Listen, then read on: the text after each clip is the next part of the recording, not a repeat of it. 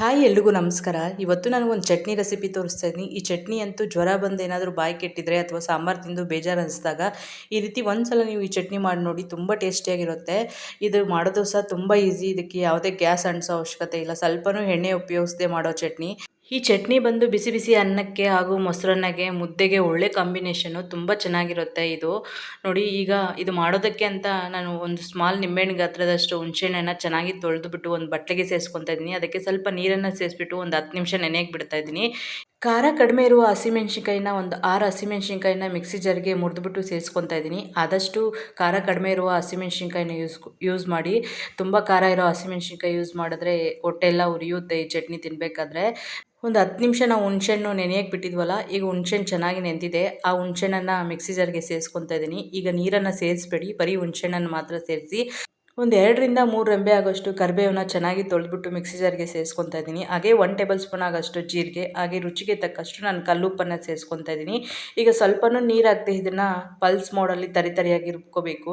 ನೋಡಿ, ಈ ರೀತಿಯಾಗಿ ತರಿಯಾಗಿರಬೇಕು. ಇದು ತುಂಬ ಸಾಫ್ಟಾಗಿ ರುಬ್ಕೊಬಿಡಿ, ಸ್ವಲ್ಪ ತರಿಯಾಗಿರಲಿ. ಈಗ ಇದಕ್ಕೆ ಒಂದು 5ರಿಂದ 6 ಬೆಳ್ಳುಳ್ಳಿಯನ್ನು ಸಿಪ್ಪೆ ತೆಗೆದುಬಿಟ್ಟು ಅದನ್ನು ಸ್ವಲ್ಪ ಜಜ್ಜಿಬಿಟ್ಟು ಸೇರಿಸ್ಕೊತಾ ಇದ್ದೀನಿ. ಈ ರೀತಿ ಬೆಳ್ಳುಳ್ಳಿನ ಜಜ್ಜಿಬಿಟ್ಟು ಸೇರಿಸ್ಕೊಳ್ಳಿ, ಇಲ್ಲಾಂದರೆ ಇದು ನುಣ್ಣಗಾಗಲ್ಲ.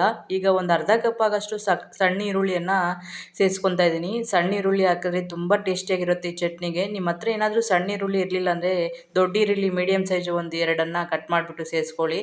ನಾವು ಹುಣಸೆಹಣ್ಣು ನೆನೆಯಕ್ಕೆ ಇಟ್ಟಿದ್ವಲ್ಲ, ಆ ನೀರನ್ನೇ ಸ್ವಲ್ಪ ಸೇರಿಸ್ಕೊಂಡು ಇದನ್ನು ಪಲ್ಸ್ ಮೋಡಲ್ಲೇ ಮತ್ತೆ ತರಿಯಾಗಿ ರುಬ್ಕೊಬೇಕು. ತುಂಬ ಸಾಫ್ಟಾಗಿ ರುಬ್ಕೊಬೇಡಿ. ನೋಡಿ, ಈ ರೀತಿ ಈರುಳ್ಳಿ ಬಾಯಿಗೆ ಸಿಗ್ತಾ ಇರಬೇಕು. ಹಾಗೆ ತುಂಬ ಟೇಸ್ಟಿಯಾಗಿರುತ್ತೆ ಈ ಚಟ್ನಿ. ಸಖತ್ ಟೇಸ್ಟಿಯಾದಂಥ ಚಟ್ನಿ ರೆಡಿಯಾಗಿದೆ. ಈ ಚಟ್ನಿಗೆ ಬೇಕಂದರೆ ನೀವು ಒಗ್ಗರಣೆ ಹಾಕ್ಕೊಳ್ಳಿ. ನಾನೇನು ಒಗ್ಗರಣೆಯನ್ನು ಹಾಕ್ಕೊತಾ ಇಲ್ಲ. ಒಗ್ಗರಣೆ ಹಾಕ್ಕೊಂಡ್ರೂ ತುಂಬ ಚೆನ್ನಾಗಿರುತ್ತೆ ಚಟ್ನಿ. ಈ ಚಟ್ನಿನ ನಾನು ಬಿಸಿ ಬಿಸಿ ಅನ್ನಕ್ಕೆ ಸರ್ವ್ ಮಾಡ್ಕೊತಾ ಇದ್ದೀನಿ. ಈ ಚಟ್ನಿ ಅಂತೂ ಅನ್ನಕ್ಕೆ, ಮೊಸರನ್ನಕ್ಕೆ ಹಾಗೂ ಮುದ್ದೆಗೆ ಒಳ್ಳೆ ಕಾಂಬಿನೇಷನು. ನಿಮ್ಗೆ ಏನಾದರೂ ಜ್ವರ ಬಂದು ಬಾಯಿ ಕೆಟ್ಟಾಗ ಅಥವಾ ಸಾಂಬಾರು ತಿಂದು ಬೋರ್ ಅನಿಸಿದಾಗ ಈ ರೀತಿ ಒಂದ್ಸಲ ನೀವು ಈ ಚಟ್ನಿಯನ್ನು ಮಾಡಿ ನೋಡಿ, ತುಂಬ ಟೇಸ್ಟಿಯಾಗಿರುತ್ತೆ ಈ ಚಟ್ನಿ ಅಂತೂ.